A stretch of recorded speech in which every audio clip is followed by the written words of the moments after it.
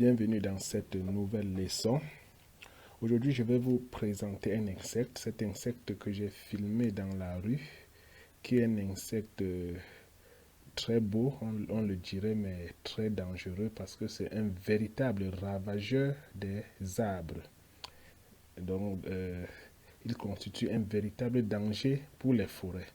L'insecte en question s'appelle couramment le longicorne asiatique ou le capricorne d'Asie. C'est un coléoptère dont le nom scientifique est Anoplophora gabripenis. Donc, cet insecte dont je vais vous donner sa classification appartient au règne des Animalia, à l'embranchement des Arthropoda, au sous-embranchement des Hexapoda, à la classe des Insecta, à l'ordre des coléoptères, à la superfamille des Chrysoméloidés, à la famille des Carambycidés, à la sous-famille des Laminés, au genre d'Anoplophora. Et l'espèce est donc Anoplophora glabripenis. Le longicorne, comme son nom l'indique, est ainsi appelé à cause de ses antennes qui peuvent mesurer jusqu'à 2 fois la longueur de son corps. Et généralement, comme chez la plupart des insectes, la femelle est généralement plus grande de taille que le mâle. Cette espèce ou ces deux individus que j'ai filmés en train de s'accoupler sont des véritables catastrophes, comme j'ai dit tantôt, pour la forêt parce que après l'accouplement, comme vous observez, la femelle doit aller pondre les œufs en grattant l'écorce. Donc, la femelle pond les œufs dans l'écorce. Et après la période d'incubation, les larves vont se développer en creusant l'écorce jusqu'au cambium pour se développer. Donc, les larves à l'éclosion creusent le cambium, ils rongent le cambium pour entrer dans le tronc de la plante. Donc, à partir de cet instant que la dangerosité commence, le fait que les larves détruisent le bois. Donc, ça doit donc affecter la qualité du bois. Et on doit aussi mentionner ici, on doit rappeler que ces larves, cette espèce ne se nourrit pas sur le bois mort. En fait, elle ne pond pas ses œufs sur le bois mort. Elle cherche les plantes encore vivantes pour pondre ses œufs. Donc, comme son nom l'indique également, c'est une espèce qu'on retrouve généralement en Asie, plus précisément dans les forêts de la Chine. Elle a été rarement, les foyers ont été rarement découverts en Europe, mais elle a aussi causé beaucoup de dégâts en Amérique latine.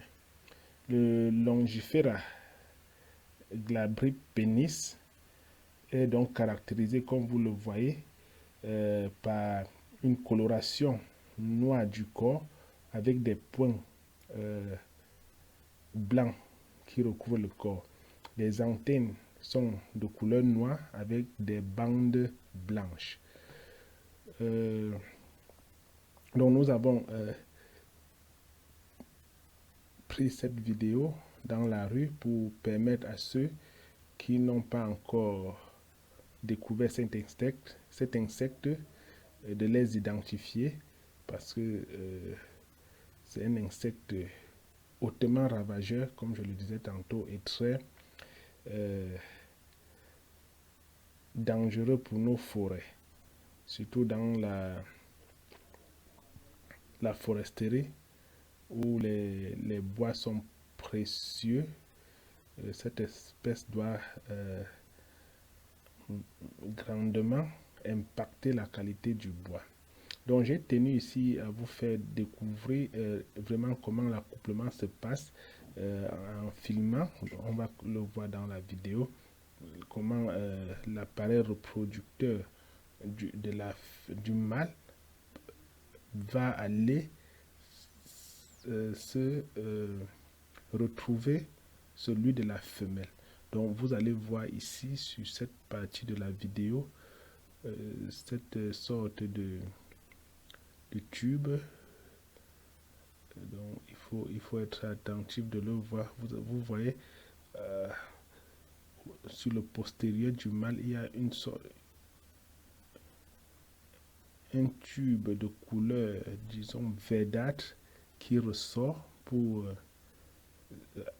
passer par le postérieur de la femelle. Donc, j'ai capturé l'image pour vous. Donc, voilà donc comment le mâle va laisser entrer les gemmes ou les cellules reproductrices mâles dans l'appareil reproducteur de la femelle. Et généralement, comme dans la plupart des insectes, la femelle a des sortes de réservoirs pour recueillir ces germes qu'elle utilisera plus tard pour féconder ses œufs. Donc ici, vous observez bien comment la copulation est effective. Donc là, il y a transmission des germes, il y a transmission des spermatozoïdes, appelons comme cela. Et ça va durer quelque temps. Ça va durer le temps où une bonne quantité de spermatozoïdes est donc transmise à la femelle. Et après quoi, il y aura le processus de fécondation. Et la femelle doit donc aller pondre ses œufs dans l'écorce qu'elle gratte avec ses mandibules. Elle va percer des sortes de trous dans l'écorce pour pondre ses œufs. Et c'est à l'éclosion que les larves vont ronger le tronc pour aller se développer à l'intérieur du tronc. Et ils vont ressortir du tronc à l'âge adulte. Donc on reconnaît ainsi donc une plante ou un arbre qui est infesté par le longicone par la présence des